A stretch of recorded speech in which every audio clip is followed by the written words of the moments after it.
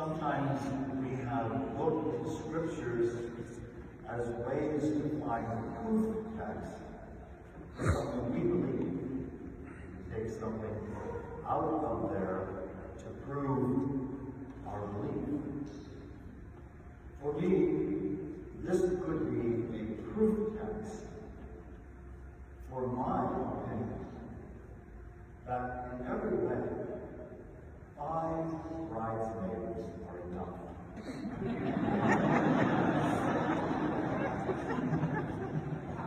Who needs 10 bridesmaids and 10 grooms? 5 seems like a wise number to go with. Of course, the danger of that is that I want Jesus to think like me. So Jesus affirms my belief instead of the other way around. I need to listen to what Jesus has to say. And Jesus is not talking about wedding parties. He says to his disciples, here's what the kingdom of heaven is like. This is about the kingdom of heaven, not the story of the wedding. In the kingdom of heaven, as Jesus tells us, it's necessary for us to have a sense of vigilance, preparedness, readiness, willingness to participate, not just what the kingdom of heaven way in the future is for us, but in the present moment as we try to bring about the kingdom of God in our world. To do that, we will need to be alive with faith and to have that oil in our lives. The presence of women in the gospel today is preceded or prefaced by the presence of woman wisdom in the first reading from the book of wisdom. In the book of wisdom, wisdom is this feminine dimension of God. She is there in attendance at the throne of God. With wisdom, she is ready to help us. It says in that reading today that she is there, ready, sitting at the gate.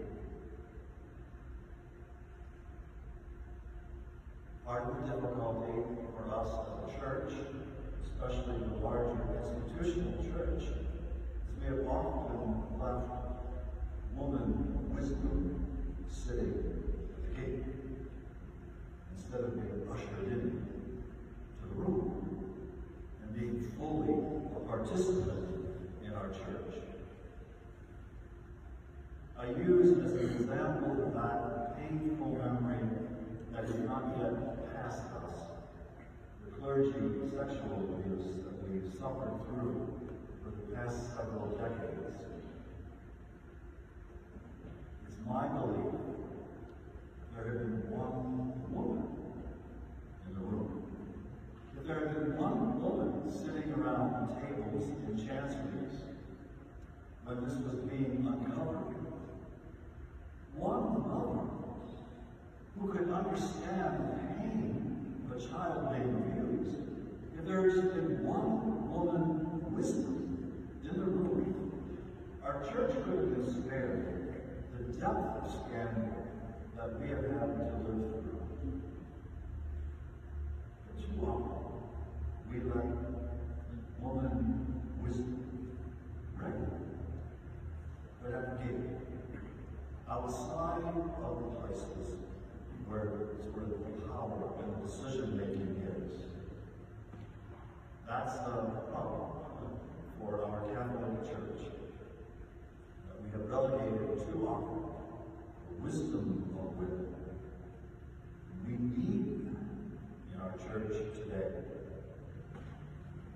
As a parish, hopefully we are appreciating the giftings of so many women. As an institution, we still have a long way to go to have our church really be fully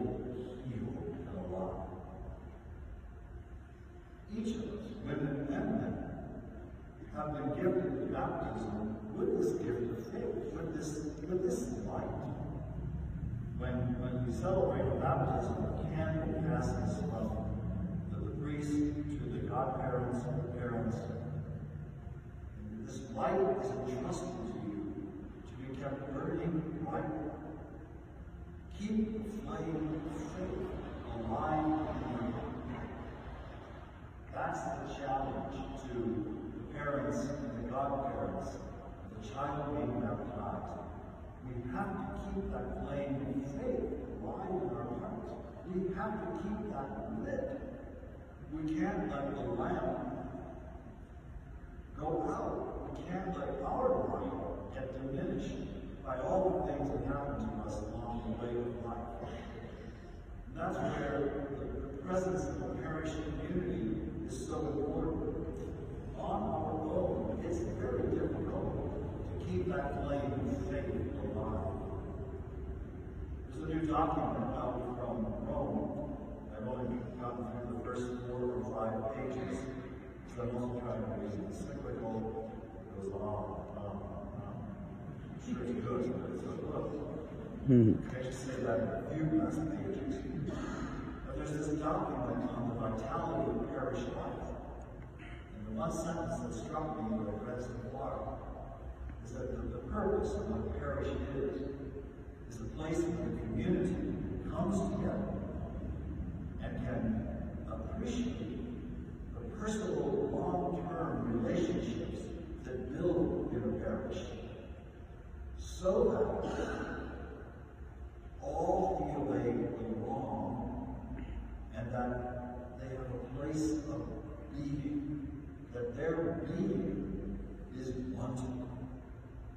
That's a beautiful description of the parish. That it's a place we gather so that ultimately everyone can feel a sense of belonging and that I am wanted in the community. And whether that's women or whether that's people of various races, various sexual orientations, various preferences, we all want to be wanted. We all want to belong. And we all need to keep working at how do we foster that spirit in a parish. Today the focus is sort of on women, with woman wisdom highlighted in that first reading, with those women in the gospel who were charged with being ready to welcome the bridegroom in. It's a funny little thing in that parable that the 5 wise virgins say to the foolish, well, you better go to the merchants and get your own oil. Like, what is available at noon? It's like, good luck, ladies, finding that oil at midnight.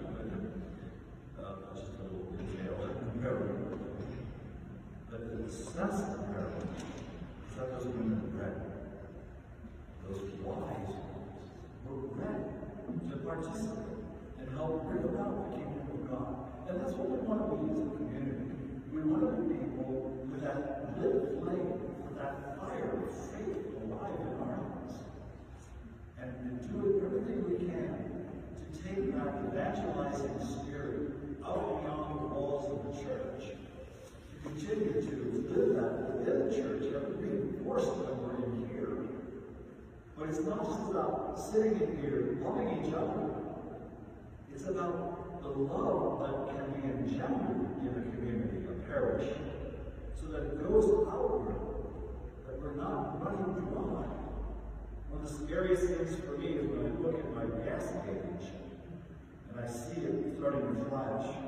You have this many more miles, Well, I have this tendency to always look for the cheapest gas station. But at some point, that's really going to not pay off for me. Where I should have filled up yesterday, Well, today, we want to fill up. Today, we want to be relit. We want to be people who are alive with Christ, so that we can continue to bring this good news beyond the walls of our church and beyond ourselves to others who we know are searching and in need.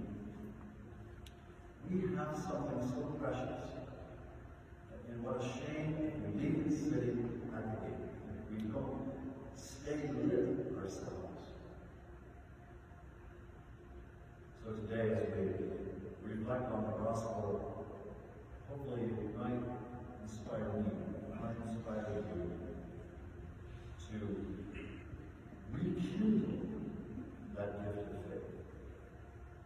We can share that with those beyond the walls.